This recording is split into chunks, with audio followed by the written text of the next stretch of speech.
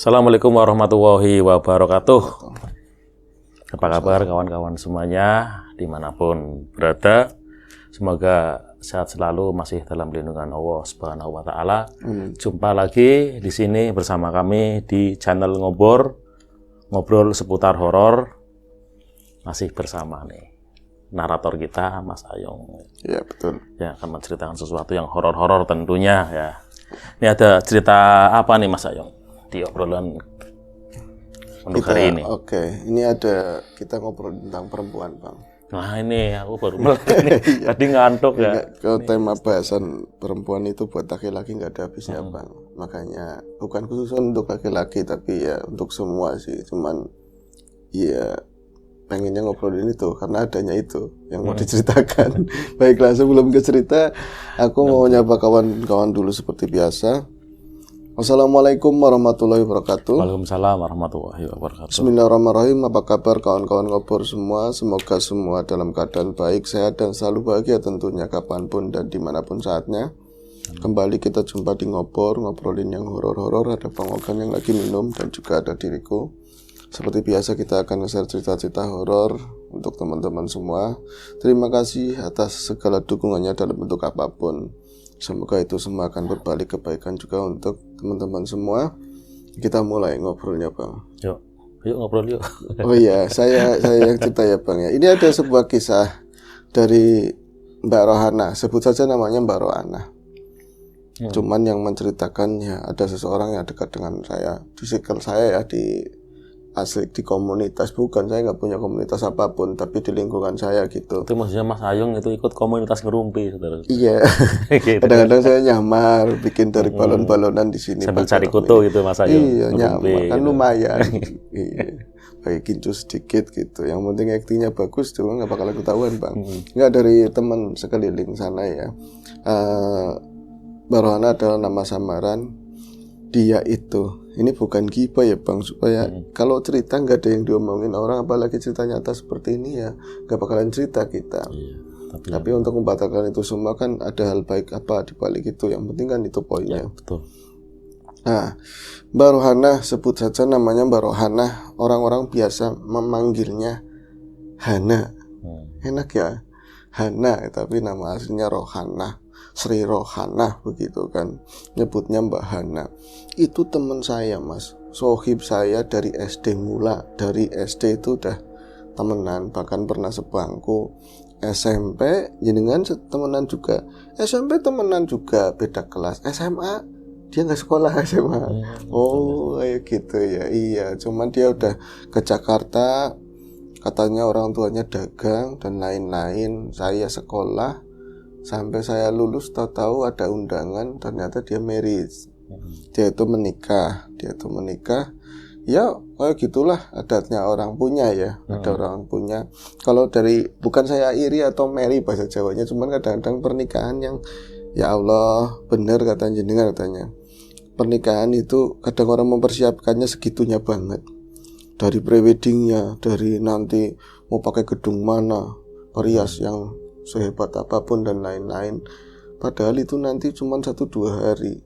Betul. Ya, aslinya kan yang lebih berat yang jalani setelah itu, Bang. Mungkin itu lagi cari momen lah, mungkin 1 kali dalam seumur hidup. Betul, alih-alih itu memang benar. Yang terbaik lah. Yang terbaik. Cuman kadang-kadang kan banyak yang lalai. Setelah itunya baru mengenali pasangan yang lain. Ketika lagi pacaran, apalagi ada taruh-taruhan lah. Nggak kenal, tahu-tahu jodohin ya, yang dihadirkan yang baik-baik pada awalnya, ternyata pas menjalani pernikahan sifatnya begitu, kok kayak nggak mengenali istrinya atau suaminya, seperti itu. Nah, dulu Mbak Rohana juga atau Mbak Hana itu meriah sekali untuk di kampung kami, di kampung saya. Ini yang menceritakan Mbak Susi ya, jangan dipanjang-panjangin, Bang. Susi ya, jangan di suara-suara sapa gitu, nggak usah. Jadi yang menceritakan Mbak Susi itu, saya aja yang belum menikah bukan terinspirasi, saya justru rada ataukah ini iri, ataukah ini hanyalah ya iseng-iseng. Saya mikirnya ngapain gitu pakai semeriah itu, toh nyatanya dia orang mampu ya mampu sekedar, nggak seperti yang gua banget. nggak kayak haji ini, nggak kayak yang punya perusahaan apa begitu ya. Calon suaminya juga dari orang biasa, tapi kok nyampe meriah segitunya banget. Nanti jangan-jangan cuman awalnya, nanti kesananya jadi paksaan. Iya, nanti kesananya jadi kurang. Setelah nikah gimana itu kan, Iya. banyak lubang di sana sini. Banyak lubang. Banyak, iya. Iya, ternyata yang kayak dugaan saya salah sih untuk sesaat, beberapa saat dan beberapa saat kemudiannya. Artinya 1 tahun aman-aman saja, cuman memang usaha suaminya itu di Jakarta dan nggak ada keluhan apapun. Ketika saya kan rumahnya dekat sama sekolahan TK itu loh, sekolahan buat bocah-bocah kecil. Jadi saya waktu itu belum menikah, sampai saya awal menikah kemarin gitu ya, saya tetap sering ketemu sama Hana itu. Dan mulailah yang tadinya saya ngelihat kan dia itu aktif banget dalam sosialita di kampung kami kayak gitu. Ibu-ibu pengajian berangkat, ada acara di TK itu piknik apa, banyak kan yang sponsor itu dia, dalam artian yang ayo Bu, kita kemana, kita piknik ke sana, alih-alih buat buat seneng bocah. Program kita nggak ada program pendidikan seperti itu. Tapi Hana itu benar-benar yang paling vokal, paling ini. Dan saya dari itu yakin kok senang banget gitu loh, senang banget. Dan duitnya akeh teman, duitnya kok banyak banget buat ikut ini, buat ikut itu, kegiatan ini itu. Kadang-kadang acara cuman ya bayi bisa ngomong, anaknya bisa ngomong aja dibikin acara nanggap apa gitu, dimeriah-meriahin. Itu saya sempat, ini orang lebay atau memang ya apa caranya dia untuk bahagia seperti itu. Tapi dari berbagai momen yang saya pernah lihat, dan beberapa tetangga juga, anaknya juga kan ada yang TK bareng sama anaknya Mbak Hana gitu, ini loh kayak nggak pernah ada terlibat suaminya. Di acara di rumah pun suaminya nggak pernah ada kayak gitu kan. Akhirnya pada satu ketika saya pernah didatengin, dia bertamu ke rumah saya, dan saya berharap itu sudah lama sebenarnya, nggak cuma tegur sapa ketika di jalan atau di dekat TK, tapi aku itu tak kawanmu loh, dulu itu pernah bareng, pernah dekat. Nah ini suatu ketika main ke tempat saya, dan dari ketika dia datang ke saya buka banyak hal yang selama ini saya nggak pernah tahu. Ternyata gila kehidupannya seperti itu. Gila pri Mbak, saya bilang kan gitu ke Mbak Susinya. Ya ini nama samarin ya Mas, samarin lah, nama mau disamarin nanti ketahuan. Iya, maksudnya dia itu ke saya ngobrol sampai nangis-nangis katanya. Oh nangis-nangis? Iya nangis-nangis, menceritakan hari-harinya dia itu sebagai seorang ibu, harus melewati orang tua perempuan sendirian, orang tuanya udah manula, harus ganti ya kayak popok orang tua, harus bersihin macem-macem lah, belum rewelnya tapi pengennya macem-macem, tapi jalannya udah susah, udah BAB susah, yang lain-lain lah. Dan dia itu ternyata selama ini merindukan kayak orang lain, justru kayak saya, kayak orang lain. Maksudnya apa? Saya tuh pengennya ditungguin suami. Jadi ini semua itu hampa kayak gitu loh. Saya menikah untuk menjalin sebuah keluarga. Kata janji manisnya dulu itu ya susah senang kita jalani bareng. Tapi ternyata ketika udah menikah, awal-awalnya itu bareng, tapi nyatanya kesana bukan saya nggak rela. Banyak orang yang kerja itu demi keluarga nyampe nggak pulang 6 tahun, 5 tahun juga ada. Tapi saya nggak sanggup, katanya Mbak Hana. Saya nggak sanggup. Itu Jakarta itu dekat, Mbak, ya pulang. Ya sebulan sekali atau 2 minggu sekali. Saya nggak bisa dianggurin begini, katanya. Saya awak sehat. Saya tuh sehat. Emang sih iya, Bang. Dianggurin di mana itu? Ya nggak ada sentuhan laki-laki gitu loh. Ya ini obrolan pengen disentuh. Ya gitu. Ibu-ibu sama ibu-ibu kan lebih terbuka. Cuman kan bocor ke saya gitu loh, Bang. Iya. Sama-sama ibu-ibu juga. Sama ibu-ibu juga. Ya gitu. Akhirnya diceritain semua. Saya nggak butuh, nggak maksudnya saya nggak cukup untuk dinafkahi, ditransfer sekian bulan. 1 bulan sekian, 2 minggu sekali transfer sekian, 1 minggu sekali transfer sekian. Akhirnya, loh, kata Mbak Susi, aku tuh pikir sampean itu bahagia banget. malah sering bikin acara yang macem-macem loh. Saya juga sempat iri, kata Mbak Yusuf gitu. Ya itu cuma pelarian aja Mbak. Sebenarnya Yesus saya itu sebenarnya itu menderita banget, nggak inilah, nggak bisa nerima yang seperti ini. Saya pengennya itu ada suami kayak keluarganya situ, keluarga yang lain, entah itu petani, entah itu pedagang, tapi pagi suaminya jalan kerja, nanti sore bisa ketemu, bisa bareng, bisa menikmati ya jalan bareng dan lain. Duh, sabar Mbak, sabar gimana? Kayaknya kalau kayak gini terus sih sampai kapanpun juga suami seperti itu. Sementara itu saya masih muda, sampean kayak nggak tahu aja, saya masih muda, saya pengen banyak hal. Tapi bukan berarti situ selingkuh kan, saya nggak selingkuh. Karena apa? Saya takut dosa sebenarnya dan lebih takut lagi ketahuan gitu. Saya nggak mau anak saya malu, keluarga saya malu. Dan ada peristiwa-peristiwa yang saya sangat, ya ini sama-sama dewasa katanya. Saya buat melampiaskan hasrat saya sering anuin sendiri. Gitu loh. Anuin sendiri maksudnya apa ya Bang ya? MTBS lah. Menganukan istilahnya MTBS lah. MTBS apa sih? Ya, oh, nanti, MTBS. Yang ini yang nonton. Iya, katanya itu, sering seperti itu. Saya sering digodain, saya mungkin cantik, mungkin katanya seksi, tante lah dipanggil di Facebook, di IG, di mana aja wis pokoknya. Tapi saya hanya nanggapi buat hiburan. Tetap aja saya nggak melangkah lebih jauh, itu dosa, dan saya lebih takut lagi nanti keluarga ketahuan, dan saya selalu melampiaskan dengan hal-hal seperti itu. Ya kan, itu kayak udah jadi kebutuhan saya, dan suami sering nggak pernah peduli lah, pulang juga ketemunya sama teman-temannya, sama ininya. Udah paling ya kalau kayak gitu yang nggak bisa memuaskan saya lah, seperti itu. Ini cerita dewasa banget ya Bang ya. Nanti kalau minta kontaknya Bang. Nggak. Terus akhirnya apa? Horornya mana Bang? Saya itu setelah berapa lama mungkin saya menjalani hari-hari kayak gitu, itu cerita sama Mbak Susi, saya mulai, ini kan rumah yang dibangun baru, rumah yang sekarang rumah baru, mau dicukupin semuanya, motor bagus, yang gede, ya duit kan? Duit nggak kurang, rumah cakep, semua fasilitas ada.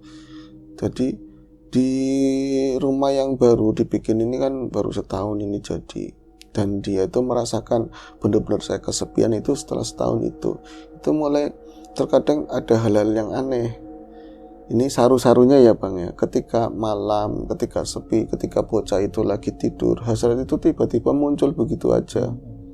Dan dia kadang-kadang mendahului dengan telepon, ya kayak misalnya telepon nama siapa aja wis, cowok-cowok yang godain, visi-visi kayak gitulah. Iya, sama cowok-cowok random yang otaknya isinya kayak gitulah. Dirimu mangga ya Bang, sedikit balik. Ya itu katanya diawali dengan telepon-telepon seperti itu, terus dimatiin, dia pasti melakukannya sendiri. Cuman ada yang aneh, saya tuh merasa ketika saya lagi melakukan kayak gitu, peanuan sendiri, itu seperti ada yang ngawasin,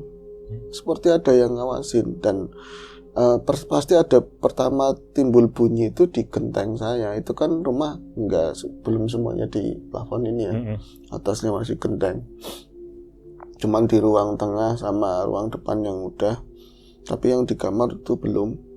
Itu selalu bunyi di genteng itu ada yang kayak gitu loh. Ada orang jalan di atas itu. Bukan kayak semacam kayu-kayu yang di tapi saya nggak pernah, maksudnya saya pengen nangis di luar itu apa, kalau siang itu lupa terus, di dalamnya lupa terus, udah sibuk lah sama ngurusin ibu, ngurusin anak, sekolah dan lain-lain lah kayak gitu. Tapi selalu kalau misalnya hasrat saya udah tinggi, saya itu mau anukan sendiri, tahu-tahu itu ada bunyi seperti itu. Dan setelah itu seperti ada yang mengawasi saya seperti diawasin. Dan anehnya pertama-tama itu saya itu ya takut. Pertamanya ini siapa sih, wong saya di rumah juga cuman bertiga sama anak ya. Ada orang tua perempuan satu, udah tua banget, itu kamarnya di belakang, tetangga juga jauh-jauh kayak gitu loh. Terus untuk rumah yang sekarang ini nggak mungkin orang bisa ngintip gitu loh. Tapi saya merasa ada yang ngintipin. Pertamanya risih, tapi yang lainnya itu kayak kalau lu mau masuk aja, seperti ada kegilaan tersendiri loh dalam dirinya Mbak Hana itu, semacam itu loh. Dan 1, 2, 3 kali justru yang seperti itu sering banget ketika dia ingin melakukan. Saya nggak tiap hari kayak gitu loh, tapi setiap saya ingin melakukan selalu ada bunyi gitu di atas genteng, kayak dimainin gitu kayu, terus ada yang liatin, dan saya itu semakin bergairah, semakin senang di kayak saya itu ditonton kayak gitu loh, dan saya semakin puas. Kan dia masih kentil udah terusin ceritanya kayak gimana, bilang gitu kan. Nah itu pas sering seperti itu kan akhirnya lama-lama dia juga, saya kayak gini nggak bener, ini nggak baik, tapi mau gimana lagi katanya. Kata Mbak Susi, segeri dialog pisahan, jadi pisah aja, terus nyari yang lain yang di rumah. Oh kamu lagi dicurhatin seperti itu. Terus ada kejadian apa lagi? Saya itu kan akhirnya iseng-iseng gitu loh. Yang liatin saya tentu bukan orang atau siapalah kayak gitu. Misalnya orang juga siapa, saya nggak ada juntrungannya kan. Akhirnya pas sore-sore saya itu waktu itu mau ngambil kain pel, tak senderin di sebelah kiri rumah. Emang waktu itu Dede mintanya kan makan di luar, di pelataran kayak gitu. Dia belum bisa jalan dengan benar waktu itu, masih enggak kayak gitu kan. Terus saya mau ngambil kain pel yang di samping rumah. Itu saya melihat memang ada seseorang yang berdiri di itu, mau maghrib, hampir udah sandakala kalau sini udah mau maghrib. Itu ada seseorang yang berdiri di samping jendela kamarnya. Itu sih siapa ya? Terus siapa tuh? Kata Mbak Susi kan, saya nggak bisa itu siapa, karena memang di situ tuh kalau udah sore, ini kan samping rumah kebun, masih pohon-pohon, ada pohon jati emas, ada apa. Cuman yang pas di samping jendela itu memang masih ada dapuran bambu, yang lebat banget begitu loh, lebat banget lah, dapuran gede. Nah itu lagi bikin rumah, saya dengar katanya yang punya pekarangan samping itu nggak mau dipotong. Itu sempat agak ribut lah sama keluarga, sama suami, kaitannya seperti itu. Itu ternyata yang bunyi di genteng itu suaranya ini. Saya lihat itu ujung-ujungnya bambu itu nempel ke genteng. Tapi kok kalau di hari-hari yang lain, semisal saya nggak melakukan, genteng itu nggak bunyi, nggak ada masa kalau misalnya angin kok setiap saya mau melakukan itu gitu loh. Dan itu siapa? Kalau dari segelap itu, sore aja udah kelihatan gelap, saya nggak bisa mastiin itu siapa yang berdiri itu. Dan dia itu seperti ngeliatin saya, Mbak, ditanya sama Mbak Susi kan. Nah sampean nggak diparanin, saya takut lah. Wong kalau orang itu mungkin dia kayak pemain basket katanya. Tinggi, orangnya tinggi gede lah, tinggi gede, cuman karena memang gelap ya nggak begitu jelas. Kalau rumahnya, kadang-kadang orang kampung itu rumahnya susu gede-gede banget Bang, panjang dan lama gitu kan.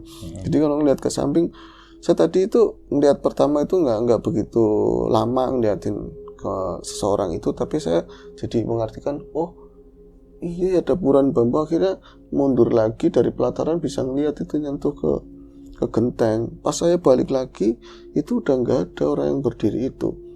Saya beraniin, sempat nitipin bocah ke tetangga, sebelah kanannya ada tetangga, nitip sebentar. Loh, arep mana, mau mengendi, arep kemana Mbak Hana? Saya mau beli obat nyamuk kayak gitu. Padahal mau nggak pakai obat nyamuk, saya pakainya kan semprot buat alasan aja. Saya itu datengin samping kamar saya di jendela itu musimnya kan agak ya, kadang-kadang wong di situ walaupun sekarang udah ada musim kering, tapi masih kadang-kadang lembab-lembab begitu. Kalau orang itu pasti ada caplakannya loh. Apalagi gede tinggi begitu ya, ada tapakannya. Itu siapa? Saya penasaran banget. Itu mau maghrib banget lah, udah ada orang takriman itu kan. Saya itu pas di jendela itu nggak ada tapakan sama sekali, benar-benar nggak ada tapakan orang sama sekali. Saya bergumam, ngomong nggak jelas gitu kan. Siapa sih yang tadi berdiri begitu? Itu di dapuran bambu itu bunyi krak kayak gitu, persis banget kayak bambu yang ketika saya itu pengen seperti itu, bunyinya itu sama, itu dari tengah pohon bambu. Dan entah itu ya Mbak Susi, saya ngelihatnya ada sesuatu yang hitam di dalam pohon bambu tersebut, serep kayak gitu loh, misalnya dari sisi kiri ke sisi kanan, dan kesananya udah banyak pohon-pohonan yang gelap gitu, kayak dia itu geser, kayak ketahuan saya atau nggak tahu itu apa, saya mau muterin nggak berani, jadi cuma srek itu geser, dan saya langsung merinding semuanya. Saya balik lagi, saya mikir macam-macam banget. Sayangnya gobloknya saya itu, saya nggak pernah hubungin sama setelah itu gitu ya, aku hubungin sama ketika saya melakukan di kamar terus ada suara begitu terus malu, saya nggak pernah hubungin yang seperti itulah. Pokoknya saya kembali lagi, dan dari hari itu saya agak jarang melakukan seperti biasanya, seminggu 3 kali atau berapa gitu ya. Ini mulai seminggu, kadang-kadang saya baru melakukan kayak gitu. Orang menyakin para mereka gitu kan, kalau perempuan diceritain, padahal sendirinya juga bisa jadi ya kan. akhirnya apa, saya kadang begini, ketika saya sendiri hasrat itu ada, bocah udah tidur, meronta-rontaman pengen banget lakukan kayak gitu. Dengan sebelumnya itu saya telepon ke siapa kayak random gitu, tapi saya tahan. Nah ketika saya bisa menahan kayak gitu, seakan-akan saya itu merasa kasihan yang nggak tahu, benar-benar kasihan dengan seseorang yang biasa ngelihat saya. Rasanya kayak gitu. Padahal kalau kasihannya sama siapa, yang ngeliatin saya juga siapa. Tapi saya merasa ada yang ngeliatin saya dan saya rindu, kasihan, ada perasaan aneh lah seperti itu. Saya kayak wong edan, dia bilang gitu. Katanya kayak saya orang gila. Saya kayak orang gila gitu kan. Akhirnya wis kalah. Saya kalah dan saya pengen melakukan itu lagi, dan udah ini loh aku.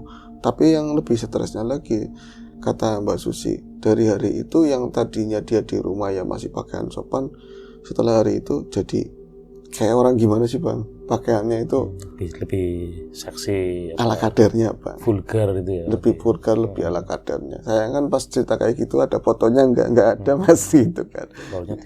Iya, kalau cerita harus ada buktinya ya Bang ya. Itu nggak pakaiannya seperti itu, cuman kalau keluar rumah aja itu pasti rapat.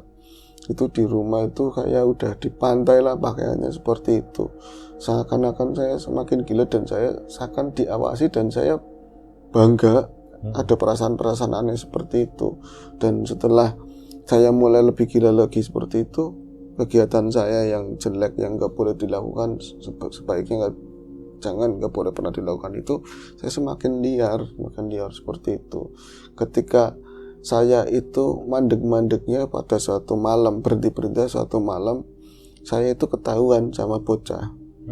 Saya ketahuan sama bocah itu ya udah bisa ngomong sedikit-sedikit lah kayak gitu. Jadi dia bisa ngomong mama, bisa ngomong itu, bisa takut, ekspresi takut itu dia tahu. Itu belum malam banget, mungkin mau isya saya udah kayak gitu. Untuk kamar udah saya kunci semua, pikir anak tidur. Saya lagi melakukan dengan tanpa sehelai busana pun. Angel Bang ya di situ ya Bang. Tanpa sehelai busana pun. Jangan terlalu dalam. Itu penonjolan berbagai sektor akhirnya Bang. Itu tahu-tahu diawali lagi itu ada suara serak. Dan saya anehnya menunggu suara itu. Dan kali itu saya itu seakan, padahal itu tangan saya sendiri apa sendiri, tapi saya merasakan udah fantasinya udah liar banget. Itu nyata atau enggak, memang ada seseorang yang menindih saya. Ada seseorang yang menindih saya dengan segala hal, dengan segala hasrat yang luar biasa. Saya itu merasakan kenikmatan yang luar biasa, katanya seperti itu Bang. Ini bagian ininya jangan terlalu diinin ya. Cuman apa, saya merasa seperti itu, benar-benar seperti nyata, dan ada seseorang, tapi entah kayak apa saya nggak bisa nggambarin. Saya bahagia seperti itu. Tahu-tahu itu anak itu lagi di tengah-tengah permainan, anak itu tahu-tahu jerit, benar-benar nangis, tapi jerit, bukan nangis yang kayak anak bangun tidur atau apa ya. Dia kan udah berapa tahun tuh langsung nangis dan kayak gitu banget. Saya langsung kayak seolah-olah spontan tuh dorong sesuatu yang di depan saya dan kerasa itu tangannya deg kayak gitu. Itu dorong, itu anak saya lihat udah duduk. Dia itu kan ya kasur, tapi kan ada kasur sendiri yang gelaran. Itu kan dia itu lagi duduk, matanya mendelik-mendelik. Saya nggak pakai apa-apa, udah pon. Mama itu nangis, itu nunjuk ke tembok. Atut teriak-teriak, tapi nggak jelas, tapi jelas itu anak saya ketakutan banget, nggak bisa diem sama sekali. Sampai emak itu, "Nak, anak apa sih, nak? Kenapa kok nangis bocah kayak gitu banget tumben?" Saya nggak gubris ucapan orang tua saya, cuma saya ngelihat untuk pertama kalinya saya melihat agak jelas itu ada seseorang yang tadinya kecil tapi bayangan doang loh ya. Seakan-akan bayangan doang itu di tembok pas jendela, dan siluet itu persis kayak yang lagi sore aku lihat. Kayak gitu loh Bang. Sore dilihat itu gedenya segitu, terus tahu-tahu dia itu pertama kayak nongkrong, seakan-akan nongkrong, terus untuk bangun kembali, dan bangunnya itu gede banget ke sana. Bangunnya gede nembus sana. Itu anak nangis, pas dia pergi itu anak mendingan. Saya itu takut, merasakan ketakutan, dan saya itu merasa gila banget gitu loh. Ini siapa? Nah, jangan-jangan itu yang nganuin saya. Udah takut, benar-benar saya ketakutan. Dan dari situ saya itu jadi parno, mau keluar. Saya di rumah aja minta ditemenin sama saudara, suruh nungguin, kadang-kadang kita ajakin tidur bareng. Meskipun di sisi lain kalau saya pengen ya ada saudara, ya bisa-bisaan lah di mana kayak gitu, tapi saya bisa nahan. Nah, ini ujung-ujung dari cerita ini apa Bang, ketika belum lama situ juga datang ya, kemarin lagi ada acara selamatan di depan. Ya, selamatan di depan, ada seseorang yang ngirimin itu Mbak Susi, ngirimin foto. Ngirimin foto, itu ternyata fotonya Mbak Rohana. Itu fotonya Mbak Rohana, dia dalam kondisi sakit. Udah 5 hari, badan kayaknya remuk semua, pucat. Jadi, "Mas, tolong liatin ini orang ada apanya," katanya seperti itu. Suami saya lagi keluar, suaminya kan orang bisa, cuman karena keluar HP-nya ditinggal di rumah. Nah, saya kan teman suaminya. Akhirnya, "Mas, tolong liatin ini orang ada apanya." Ya yang nampaknya begitu Bang, sosok yang seperti itu. Jadi kayak akhirnya dari situlah, bukan nyecer sih, ini bocah, ini si Rohana begini-begini, akhirnya dia cerita-cerita yang tadinya dipendam dikeluarin gitu. Seperti itu. Ya ternyata itu ya sosok yang berbulu Bang, yang biasa nyamar-nyamar jadi laki-laki untuk godain perempuan lah. Itu tindakan dari Mas Ayung. Ya udah biasa aja, enggak sih. Ya sebisa mungkin. Kirain OTW gitu kan. Walau kita tahlilan. Kita tahlilan waktu itu. Nah, ini ada kisahnya Mbak Rohana. Itu muncul sebagai akibat dari mungkin ya, yang bangsa-bangsa begitu kan, apalagi yang namanya wowo biasanya itu untuk seneng banget yang semacam itu. Dia itu bisa nembus, bisa ngeliat, apalagi deket banget dari rumah. Kita perpanjang dulu ya Mas Ayung. Ya.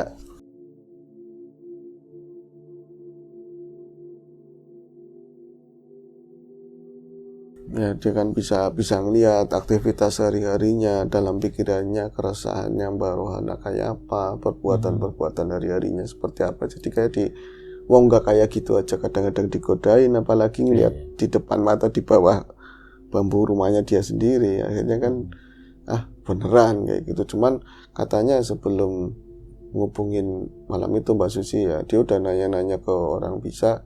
Cuman ya spekulasinya katanya ada kena di jembatan mana lah, di tempat mana kayak gitu ngomong. Nah, itu suaminya tahu nggak? Nggak tahu. Kalau tahu nanti bongkar semua yang lainnya. Tapi nggak tahu. Jadi ya masih sendiri Bang.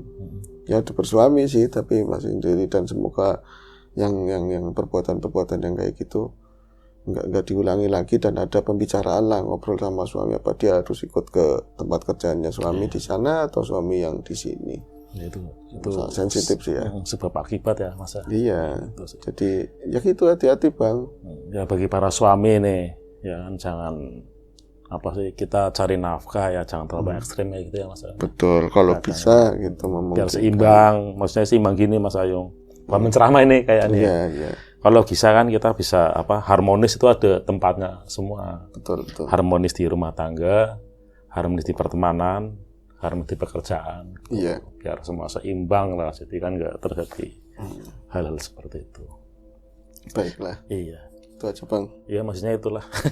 Aduh, sok bijak banget ya Mas ya. Iya, enggak apa-apa. Ya segala sesuatu pasti ada hikmahnya di balik semua cerita lah. Itu aja. Ya, itu saja persembahan ngobor kali ini. Sampai jumpa di ngobor selanjutnya. Mungkin masih sama saya atau sama Mas Riam Biru. Itu saja. Dan kami akhiri. Wassalamualaikum warahmatullahi wabarakatuh.